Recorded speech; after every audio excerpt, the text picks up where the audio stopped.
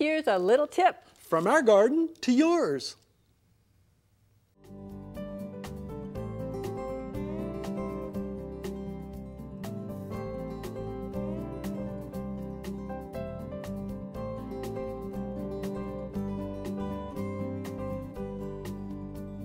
The weather is cooling off and the mums are in the garden centers. I love this time of year. But are mums the only flowers that I can plant in the fall?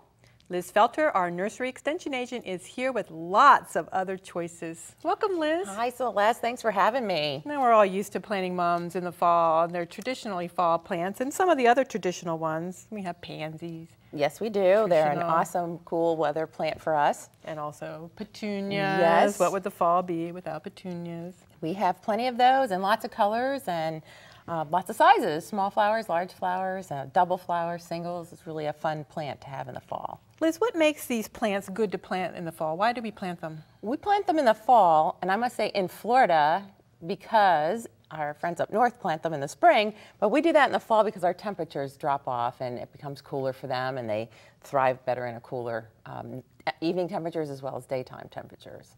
So they do well in this time of the year when things start to cool off, that That's right. transitionary period. Look at this cool Isn't that plant. pretty? Now, what is this? It's just ornamental peppers. Ornamental peppers. And I've seen them used just in a bed where they provide their own multiple colors on each plant, but you can actually put them as the backdrop and have something lower in the front, and it's really kind of fun. It's a wonderful plant. And so we have some of these traditional ones. I guess this is not so traditional, but you see it a lot. You do see it a lot. You'll see it, I think you'll garden see it at the garden centers. You'll see it at attractions and hotel beds. It's a very nice one for the fall. They usually mix those two colors, the purple and the green. Ornamental cabbage, sometimes it's ornamental kale, but they have the same look. But they're very traditional for the fall. And they do so well. And some of these can even take a real freeze, right? Absolutely. Or That's the frost, other for reason we sure. use those. Most of them can take a good frost and still pop right back out like nothing hit them.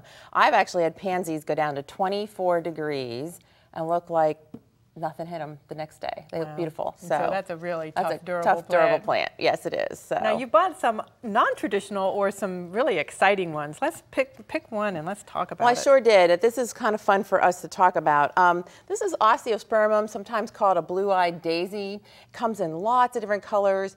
It gets to be about 18 inches tall. It could be a large backdrop type plant in a bed. And again, the colors are beautiful, pale pinks and lavenders. Just a great combination of fuchsia, kind of magenta shade, super pretty.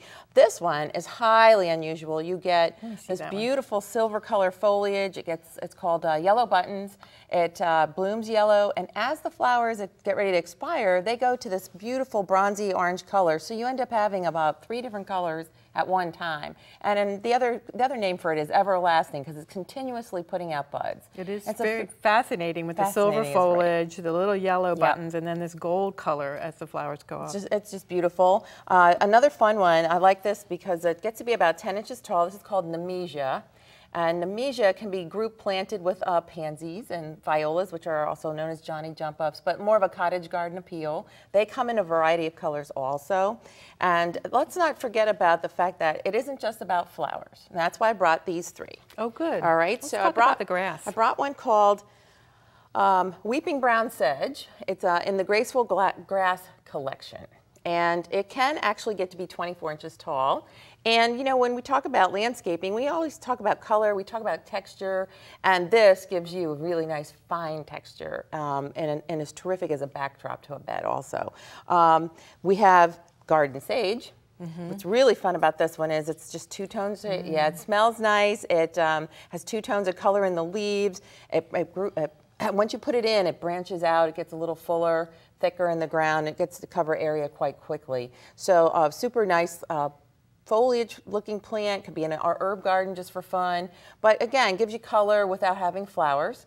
And our last one here in the Fun Leaves collection, I call it, because it's all about foliage and texture and color, is something called Creeping Jenny, and sometimes known as moneywort. Those are the crazy common names we have for it, but it's a low-growing vine, and it could be in a bed, but I think it'd be fun to put it in a pot and let it crawl over the side with other plant material grouped with it. It's kind of fun. Well, Liz, we're out of time. It was great having all these different ideas for what to plant in the fall. Thanks Celeste. for being here.